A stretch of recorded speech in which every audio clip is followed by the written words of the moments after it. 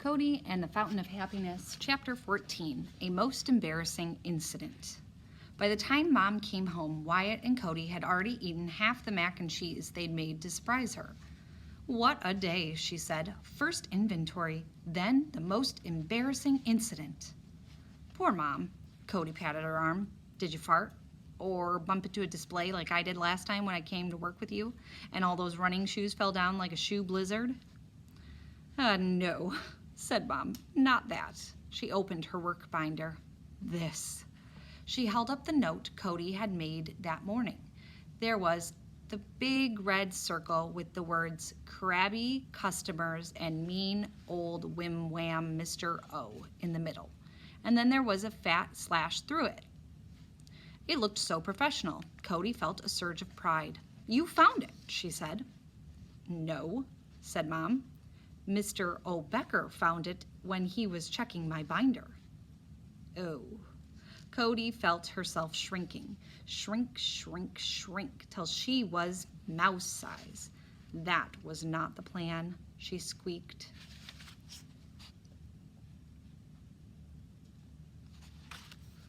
Wyatt took the note and busted out laughing. "OMG," he said. "This is excellente." "I'm glad someone thinks it's funny," said Mom. But then the corners of her mouth curved upward. She pulled them back down, but sprung. "His face," Mom said. "You should have seen the man's face."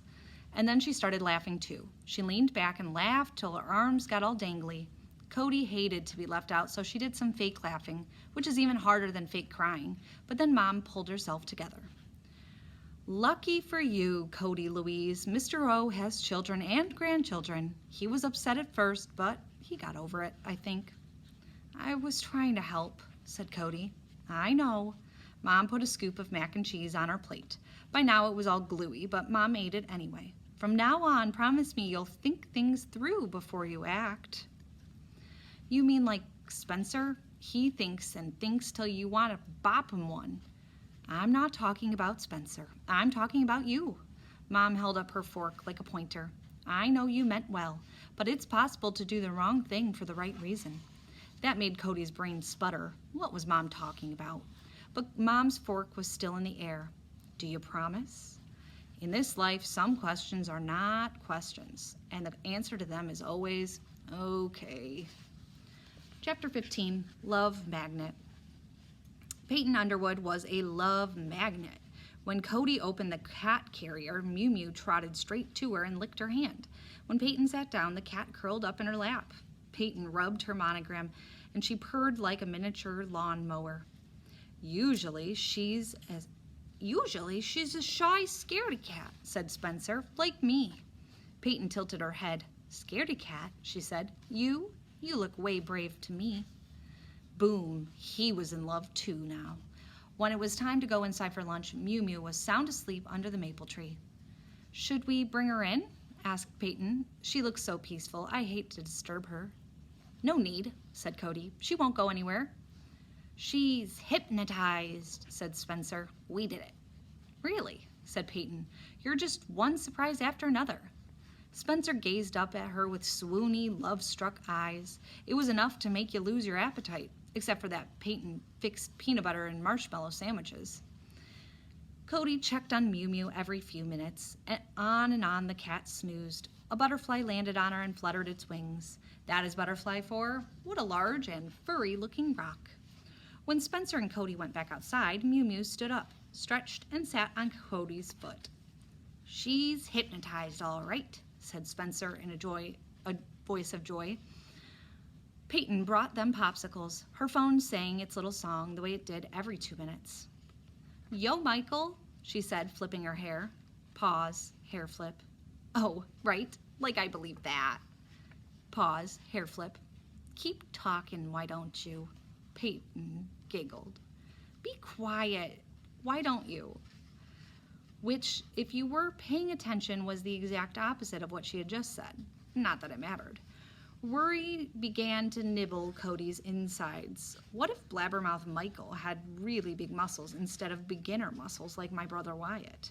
What if he used soap that smelled good instead of old dead fish? What if Peyton fell in love with him instead of Wyatt? Cody got so worried that she forgot all about her popsicle till a chunk fell on her toes. "Follow me," Spencer told Mew Mew. "I command you, old faithful cat." He walked backward, and Mew Mew followed him. He walked sideways, and Mew Mew followed him.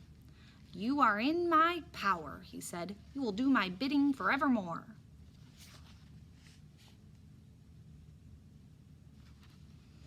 Mew Mew stuck out her tongue and licked the popsicle. If this were a cartoon, at that very moment, a light bulb would have flashed over Cody's head, because suddenly she knew how to make Wyatt's dream of love come true. It was so simple, why hadn't she thought of it before? But wait. She'd promised Mom that from now on she would think things through before she acted, and if anyone kept her promises, it was Cody. What could go wrong? She tried to wiggle her stuck-together toes. If the plan didn't work, things would just stay the way they were, which would be too bad, but not a disaster. That was the worst that could happen, right? Ta-da! Her toes unstuck. The dolphin on her ring leaped